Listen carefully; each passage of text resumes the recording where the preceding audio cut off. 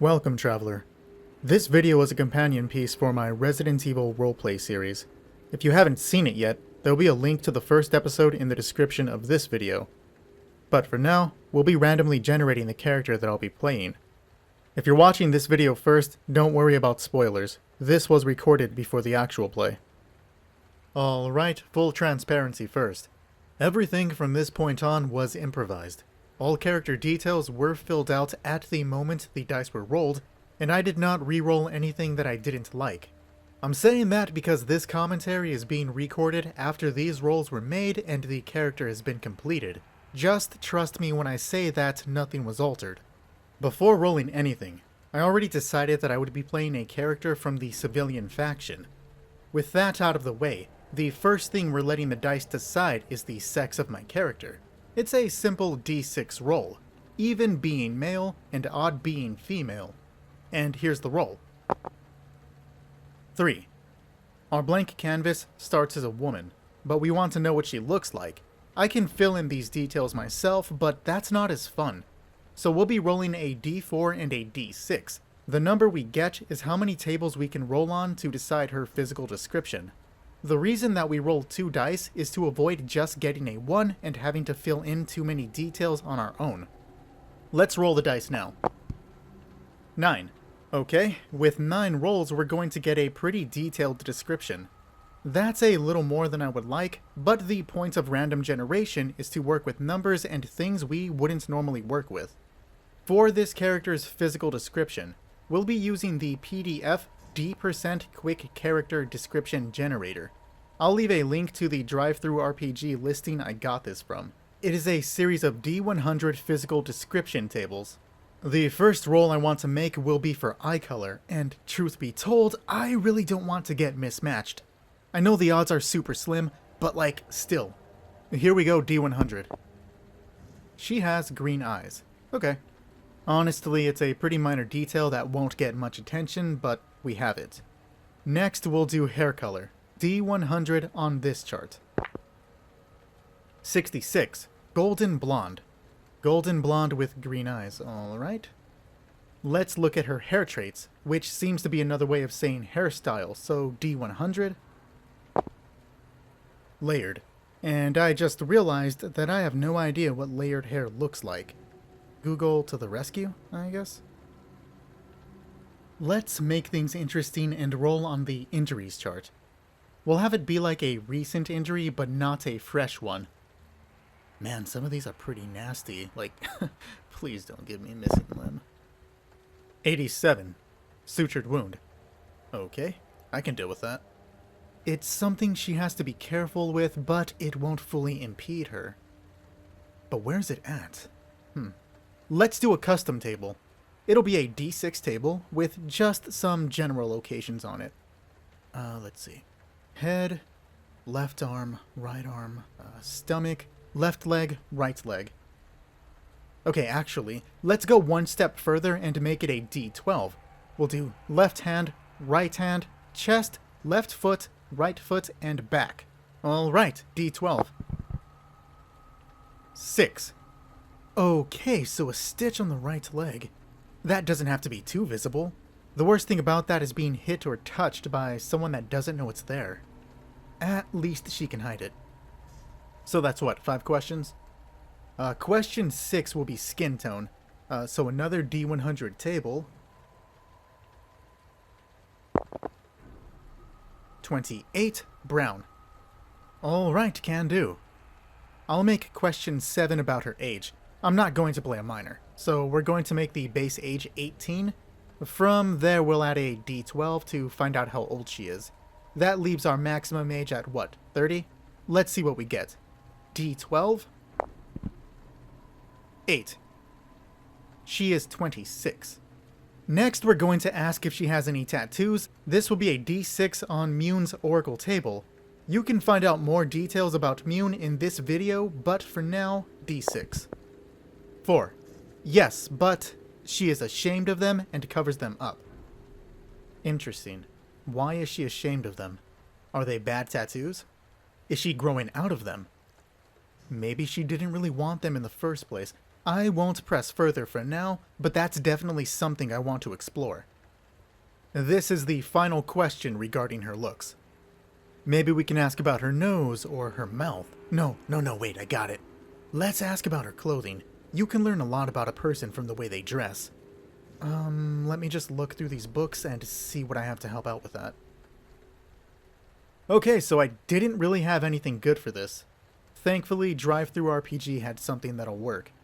We'll be using the PDF's 50 clothing outfit sets for women, both book 1 and 2. Looking at it, both PDFs have one outfit tied to 2 numbers. For example, the first outfit is tied to numbers 1 and 2 on a D100. So here's how we'll do this. I'll roll the D100, but even numbers will come from the first book and odd numbers will come from the second book. That way, everything has a chance of showing up. Oh, come on, anything but Hello Kitty pajamas. D100. 5. A black, lightweight jacket over a white shirt, pink jeans, and beat-up basketball shoes. Huh. Not really feeling the pink jeans. Or the shoes, but I guess I'll take it. Hey there, travelers. Editing Nick here. There was a mistake when I was originally recording this audio. It looks like I opened up set 1 instead of set 2 when I was generating the character's clothing. I'm gonna put up on screen what you would have seen in set 2, but we will be sticking with what I pulled from set 1 simply because I already purchased assets for it. It's unfortunate, but I wanted to be transparent with the mistake. I will own it. Anyways, back to the video. So this is what she'll be wearing at the start of the outbreak. Knowing that will help us influence where she actually begins. It's unlikely that she's at a wedding with pink pants and basketball shoes, but if she is, that explains a little more about the person that she is. Also, let's stop calling her she. She has a name, you know, and we're going to find it out by going to randomlists.com. There we'll do 2 things. First, we'll roll a d10 to see how many refreshes we can do. Then, we'll roll a d12 to get the name. We'll do this twice. Once for her first name and once for her last name. Okay, first name, here we go. 10.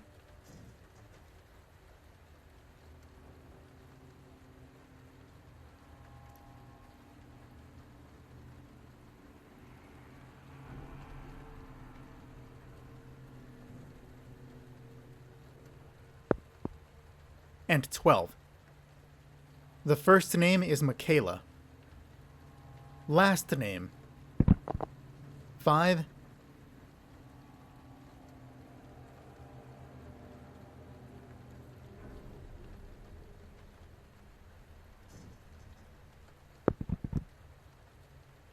And 6. Stokes. Michaela Stokes. Well, I kind of like the name Stokes, but I wouldn't have chosen Michaela. No offense to any Michaelas watching this, it's just not my vibe. However, we're here to branch beyond our normal characters, so Michaela it is. But now that Michaela has a name and a description, she needs a job. I found some PDFs that'll work. They are D%100 Modern Professions, sets 1 and 2. I chose these PDFs because they don't just have actual professions. The authors wrote down some pretty mundane jobs, and that leaves us with a good variety of backgrounds. Including both sets, Michaela has 200 job opportunities. Each set has 100, so here's how we'll do this. I'll roll 2d100. Anything above 100 will take us to the second set, so let's see what we get. Apparently I didn't bother recording when I rolled for Michaela's profession. She got EMT if you were curious. But since it happened off camera, I'm going to treat it like it didn't happen. Which is a shame because it would have been a useful job and probably would have changed her story a lot. Anyways, here's the reroll.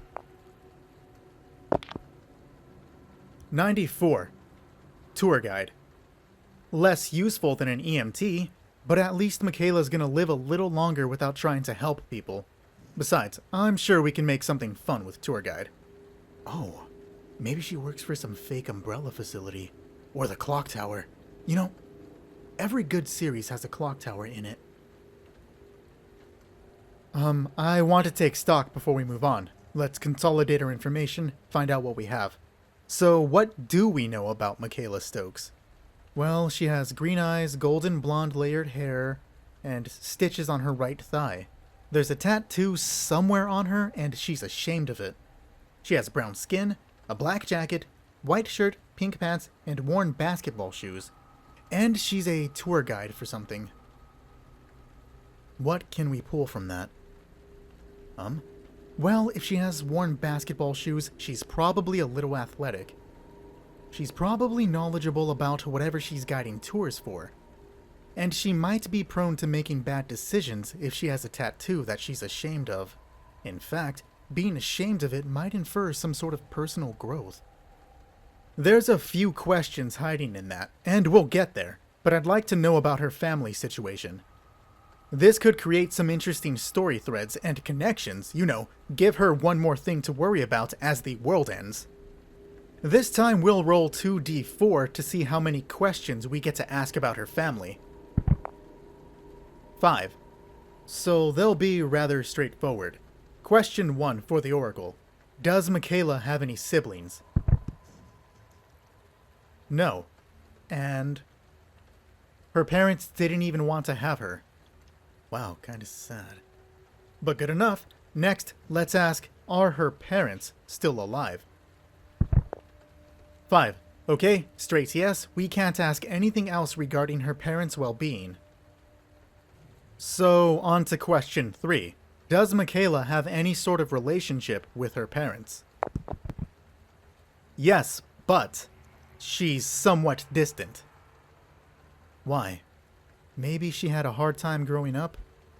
But she's matured, and they've tried to make amends? But that's not going well. Actually, let's just ask that. Question 4. Are Michaela's parents trying to get close to her? 3. No, but they tried to in the past. Okay, sounds like they've given up on her. She can have her distance. But maybe they'll still hope that she'll reach out to them? Does Michaela feel the same, though? Like, yeah, she's distant, but maybe there's a little voice nagging at the back of her head. Actually, let's make that our final question. Does Michaela feel like she should be reaching out to them? No. Straight no. Michaela doesn't give this a second thought. It's just their way of life. Maybe she calls them on holidays or like birthdays, but she won't go out of her way to see them. I wonder why that is. We're out of questions though, so we can't ask. What's the rest of her background look like? God, there are so many angles to hit, but we'll let the dice decide what we get to know. So, another 2d4 will tell us how many topics we can ask about. Dice gods, what say you? 5 more topics. That gives us a good variety. In fact, that'll be a lot to work with, and we'll be able to fully flesh out her character. How do we want to break this down, though? Like, what do we want to know? Let's see. We'll want to know her location at the start of the outbreak, more about her job, her social life, and where she lives. That's pretty much all I can think of, though. I bet someone's like talking at the screen and just said the perfect thing. We'll just leave it blank in case I think of something. Oh wait, no. We'll use that last slot to ask any questions for topics that were interesting but we ran out of questions for. With that decided, let's do her job. We already know that she is a tour guide, but we don't know where at, or if she likes it, or if she dreams of something bigger. Let's roll to see how many questions we get to ask. It'll be our normal 2d4. 5. Another 5. I'm pretty sure that every 2d4 has been a 5 so far. Either way, we get 5 questions. They'll be for the Oracle, of course. Let me ask the first one. Does Michaela dream of something more? No, but she's not really happy with her job. So she doesn't have any higher calling or determination, but she's not too pleased with where she's at. That makes me think that Michaela sees her job as a means to an end. Maybe that's all work is. She just does it because she has to. Question is, does she do it well? Second question. Does Michaela do her job well? No. Straight no. Can't ask anything else about her work performance. It kind of sounds like she's a slacker, doesn't it? Okay. Third question, is she close to getting fired? No, but they're considering it. Like, it isn't immediately coming, but her boss has noticed her and is thinking about firing her lazy ass. Maybe she's been talked to multiple times, but nothing has changed. I wonder why. God, I want to ask about it, but that would be related to her job performance, so I guess we'll just move on. Let's find out who she works for. Question number 4. Does she work for Umbrella? D6. Yes, but through a temporary agency. Like, she is working there, but another company is paying her. That sort of leans in with the whole she sees this as a job thing, and maybe why she doesn't care too much about her work performance, because she can just be sent somewhere else. Okay. Last question. Is the temporary agency getting ready to fire her? No, but they aren't going to be supplying her with work for much longer. Now she does sound like a slacker. Michaela didn't plan for a career, or maybe even a future. Of course, she has to have some way of earning a living. And there's gotta be something she can fall back on if she's not willing to work. Question is, what is it? But that's all 5. It's time to move on. Why don't we find out about her social life? We'll do another 2d4, and probably re-roll if it's a 5. 7 gives us a wide variety of questions. Let's start with something juicy. Still for the Oracle, is Michaela dating someone? Yes, and they've been together for years. Cute.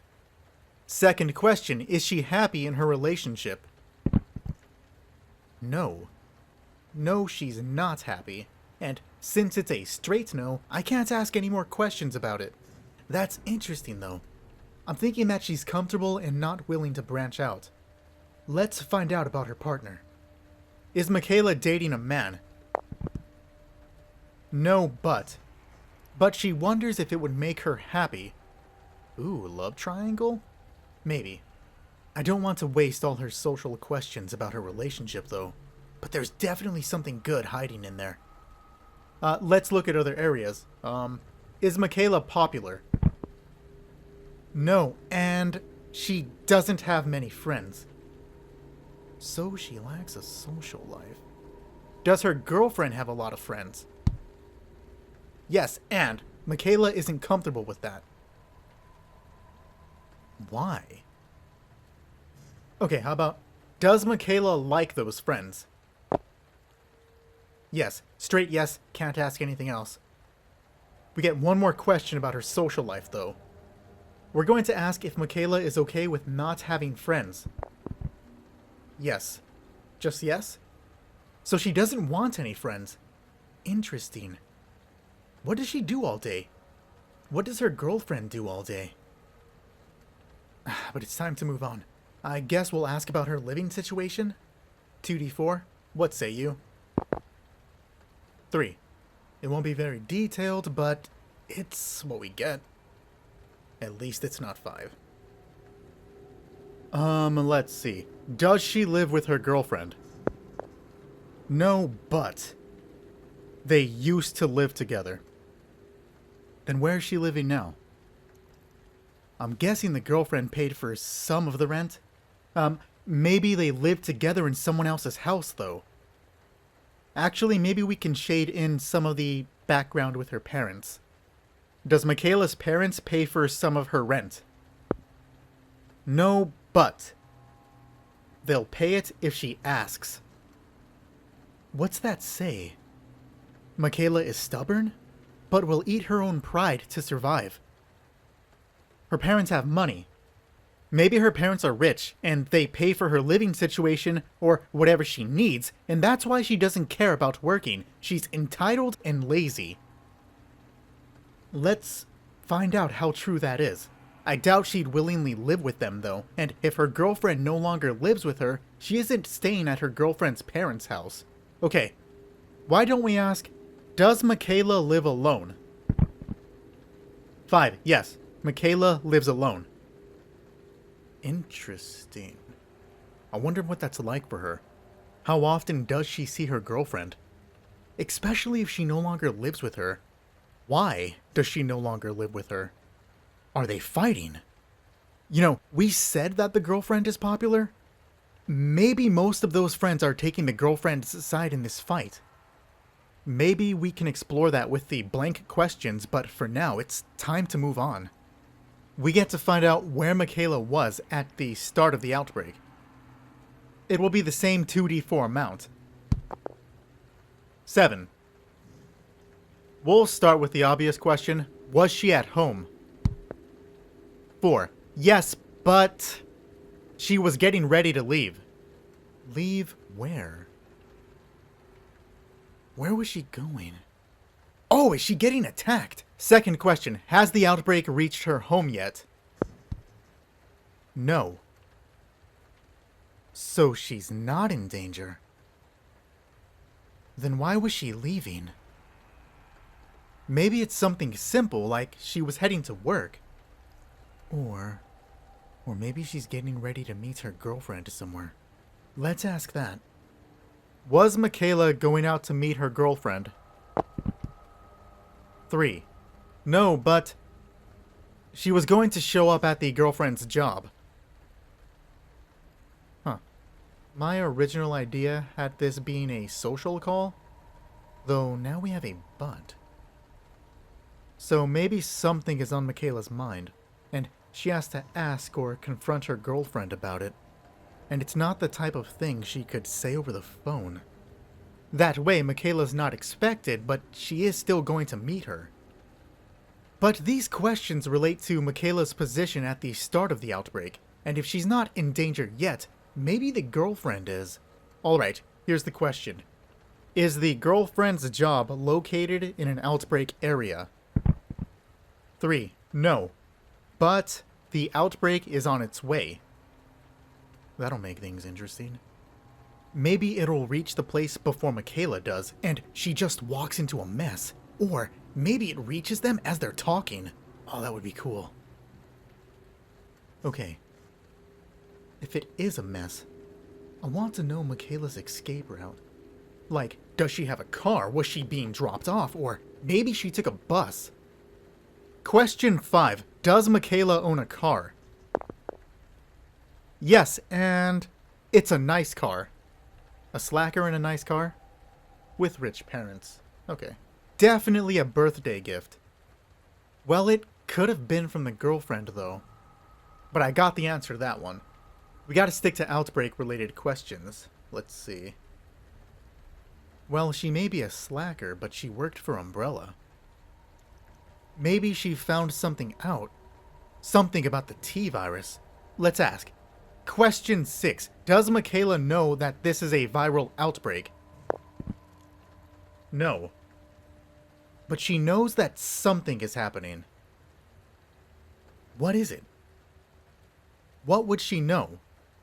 Wasn't the start of the outbreak referred to as a riot? Maybe Michaela thinks that her girlfriend's job is too close to the riots, and she wants to go and get her away from them. But is going to rescue her girlfriend something she would do? I just don't picture an entitled slacker as a hero. But we can leave that up to the Oracle. Our last question is saving her girlfriend something Michaela would do? Yes, and she's not afraid of the violence. Well, that paints her differently. I mean, so far everything has shown Michaela as someone afraid of action. But no, it doesn't have to be like that. We're down to the filler questions, and there's a lot we could ask. Let's start with that 2d4, though. 8. So we get the full amount. That's kind of fitting, like it's the last one. We'll remove all previous bars, so anything is free game. And I'm not gonna lie, I'm starting to put a few things together. Let's confirm or deny this story in my head. Question 1. Does Michaela deal drugs? 5. Yes. Straight yes. Thought so. That's part of the reason why she doesn't want to work, and why she can mostly pay her bills on her own. Now let's find out about her girlfriend. Is Michaela's girlfriend working a good job? No, and she's never had a good job. 3. Is Michaela's girlfriend going to school? 5. Yes, straight yes, and we can't ask any more about it. Question 4. Has Michaela ever committed acts of violence while dealing drugs? Yes, and she's killed someone.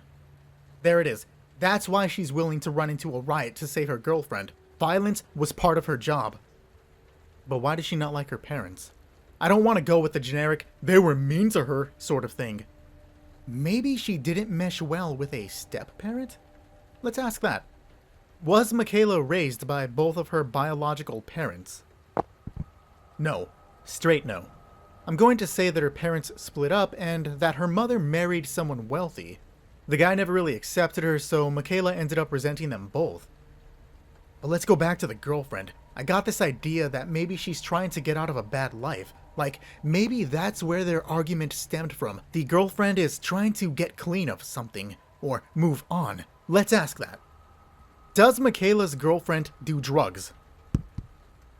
No, and she never has. I just kind of shot myself in the foot with that one. I could always say that she was a drinker. But this is a game, right? And I want Michaela to at least have a chance of not dying. Okay. Does Michaela own a gun? Right, she's a drug dealer, she's killed someone before, so she probably owns one. Let's roll it. Yes, but she doesn't have it on her. Damn it. Why, though? Maybe she left it at a friend's house after shooting someone, you know, to ditch the evidence. Well, that kind of sucks. I got it. Maybe shooting someone was the catalyst for her girlfriend wanting to get a better life, and maybe Michaela was being dragged along. Our final question will be, did Michaela only get a job because her girlfriend wanted her to? Yes, and that's the reason she doesn't want to do it. I see Michaela's story. I think it's filled with tragedies that she keeps causing, and the people around her want something more, but Michaela's not willing to budge. And maybe because of that, the relationship is failing. 2 things first. 1, I'm sick, and I'm recording this with a kind of messed up voice, but I need to get it done. And 2, nothing will be improvised from this point on. I'm going to take all of the information we got and write up Michaela's background. It will be edited, and I will be filling in the details of anything we left blank. Let's see what I come up with. Jasmine Vera grew up with Raccoon City's rougher crowd. Unable to learn from her mistakes, or from those of her parents, she made countless wrong decisions. One of them was having a stranger's baby at the age of 16. With no way of finding the guy, Jasmine had to raise their daughter, Michaela, alone. This was the kick she needed to finally mature. Supported by strained parents, Jasmine was able to graduate high school. She'd spend the next 2 years working odd jobs, but eventually found her way into college, and at age 22, Jasmine Vera graduated with a nursing degree. By then, Michaela was 6 years old. The child found herself being raised mainly by her grandparents. Jasmine, however, spent the next several years working for different offices and practices, before eventually landing a job at Raccoon General Hospital. The mother's endless hours and aging grandparents left Michaela on her own. Now 14, the growing girl fell in with the same crowd that Jasmine had worked so hard to escape. These people welcomed Michaela. They accepted her, gave her the attention that she desperately needed, and while she wasn't involved with gang activity, illicit actions were normalized for her. School became a barrier. It was just something that Michaela had to sit through before she could go and hang out with her friends. Things changed when Jasmine married Dr. Gilbert Lewis. She moved in with him and shipped her daughter off to a private school.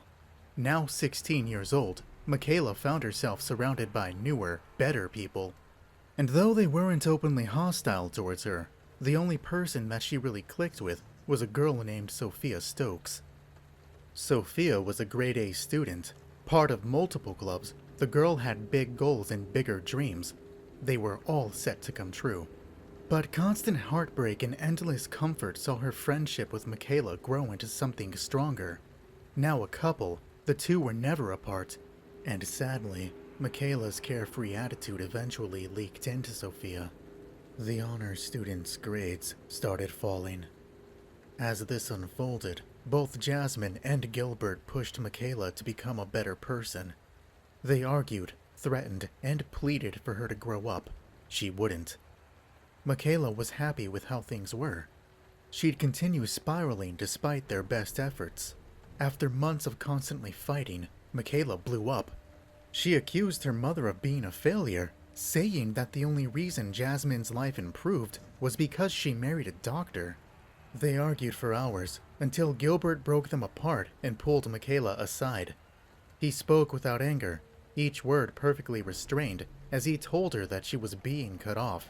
Michaela would get nothing more than basic food and shelter until she straightened up. But even this wouldn't work. Because despite being carefree, Michaela was resourceful. She knew that several students at her school smoked weed, and after paying a visit to her friends in Raccoon's underbelly, the girl started dilling. Michaela earned more money than any student would know what to do with, and yet she found a way to spend it. Sophia tagged along throughout this time. She wouldn't deal anything herself, but definitely shared in the spoils. The money was their gateway to a brighter future. In it, Sophia was a dentist. She'd drive a fast car while Michaela had her own SUV. They'd live in a big old house and even have 2 dogs. But these were Sophia's plans, because when pressed for dreams of her own, Michaela couldn't give a solid answer. She knew that the future was coming, but that was tomorrow's issue. For now, she just wanted to enjoy the present, and the present led to Michaela dropping out of high school. In her mind, she was going to fail anyways, so why stay? Despite slipping grades, Sophia earned her diploma, and though she gladly accepted it, the once proud student felt that she could have left with a better GPA. Now free, and still dreaming, they moved into a single-bedroom apartment. Finally on her own, Michaela stopped talking to her parents.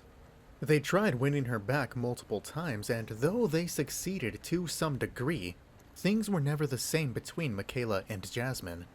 Almost strangers now, their relationship devolved into somewhat monthly visits and holiday well-wishes. Gilbert's final shot at buying Michaela's love came on her 24th birthday, when he bought her a car. It earned nothing more than a half-hearted thanks. 7 years after high school, and little had changed. Sophia kept free of drugs, but practically fused with the bottle. She still lived with Michaela, who had fallen onto harder drugs. They'd travel between parties, but always ended up back at the same apartment. During one wild night, the two drunkenly talked about getting married. They didn't do it, but Michaela ended up with a tattoo across her right thigh. It was her new married name, Michaela Stokes. Life stagnated for another year. Now 25, Michaela went out for a routine deal at Raccoon Park. The guy she was supposed to meet was a trusted friend. He never showed. Instead, 2 strangers held her at knife point. Their robbery ended with Michaela pulling a gun and one man dead. Though bruised and shaken, Michaela made it home safely. She burst into tears as soon as the door closed behind her. Sophia jumped right into action, beer in one hand, tissue in the other, and, for a brief moment, high school comfort returned. The couple stayed up throughout most of the night, but when Michaela stopped crying and fell asleep, Sophia saw the sunrise. She did this from their grimy 5th-floor apartment, surrounded by dirty laundry and flanked by empty bottles. There weren't any dogs. They didn't own a house, and Sophia hadn't become a dentist. For the first time since she graduated, the once proud student felt like a failure.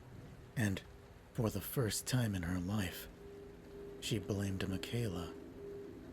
The next morning, Sophia sat her girlfriend down and unloaded, saying that Michaela could have died last night. She would have passed without accomplishing anything. In fact, The only thing Michaela would have left behind was Sophia, and the failed student wouldn't have been able to make it on her own. Their youth was fading. It was time for both of them to grow up. Harsh words broke through. Michaela felt the Grim Reaper leaning over her shoulder. Yes, she was still shaken, but the girl agreed. The same day, Michaela signed up with a temporary agency, getting her first job at the age of 25, and she hated it. Factory work killed her soul. Every bit of the 10-hour workday felt like absolute torture. But despite being lazy, Michaela is resilient. She made it through her first week by telling herself that she had to do this for Sophia. That notion died when she got her first paycheck. It wasn't anything close to what she was used to making. Michaela quit her job soon after. When Sophia found out, she was furious. The two argued until Michaela called up the temp agency and found another job. She'd wind up getting fired 2 weeks later. This started a cycle that continued for months, until Sophia's patience ran out. After yet another broken promise, Michaela returned to an empty home. In Sophia's place was a note explaining that she moved back in with her parents. Already working at a diner, the student took things one step further by actually enrolling in college. The letter closed with her saying that they couldn't be children anymore, and that if Michaela wasn't going to grow up, then Sophia wasn't staying with her. Michaela responded by going wild. She spent the next 2 weeks on a bender. Each night got worse until she took a blade to her tattoo. Blood gushed down her thigh, and she wound up getting stitches at Raccoon General Hospital. With no choice but to face the silence of an empty apartment, Michaela went home. It was still a disaster. She wasn't sure how the laundry had piled up, or where the trash had even come from. But the mess was sobering. Things got worse when Michaela slipped on a bottle and landed in front of her mirror. Lonely and in pain, the woman felt her age creeping in. The person staring back at her wasn't a teenager. She just acted like one. Rolling onto her back, Michaela faced every truth the night held for her. When morning finally came and damnation released her, Michaela called the temporary agency. They warned her that this next job would be her last. 2 days later, she found herself running a tram tour at some local umbrella facility. It wasn't ideal, but Sophia was worth handling tourists. Michaela managed the job for 2 weeks before calling her girlfriend. Their chat was short. Sophia said that she was proud of her, but 2 weeks wasn't enough time for someone to change. Things couldn't be fixed that easily. Sophia ended the call by admitting she wasn't ready to end their relationship, but she still wanted space. And the student was right. Michaela hadn't changed. Because a few weeks later she started showing up late for work, if she showed up at all. Michaela was watching the news on the eve of Raccoon's destruction. Reports claimed that the entire city was breaking out in riots. An aerial overview showed that the unrest was only a few blocks away from where Sophia worked. Grabbing her jacket, Michaela threw on the first pair of pants she found, took a kitchen knife, and raced out the door. She didn't give a second thought to driving deeper into Raccoon City. Kinda colorful, right? I think it's a good starting point, though. You'll notice that I really didn't include information about Michaela's friends or a lack of them. That detail just felt less and less important as I worked on her story, and though it is her story, I tried to focus more on the people around her. I feel like Michaela has spent most of her life reacting. She's not the one to take control, and when someone finally gave her control, she chose to stay in the exact same position. Every important detail of her life was brought about by another person, and honestly I think she's okay with that. Maybe the Raccoon City incident is what she needs to grow up, if she survives, that is. I guess we'll find out soon, won't we? This video was hard to do. I took a shower halfway through when my voice needed a break, and when I came back I was just second-guessing everything. It cleared up my throat, of course, but I couldn't pronounce stuff right, and I constantly re-recorded so much that my voice started hurting again. I'm glad the video's done, though. But that's all for now, Traveler. I hope to see you next time. Until then, I'll be in other worlds.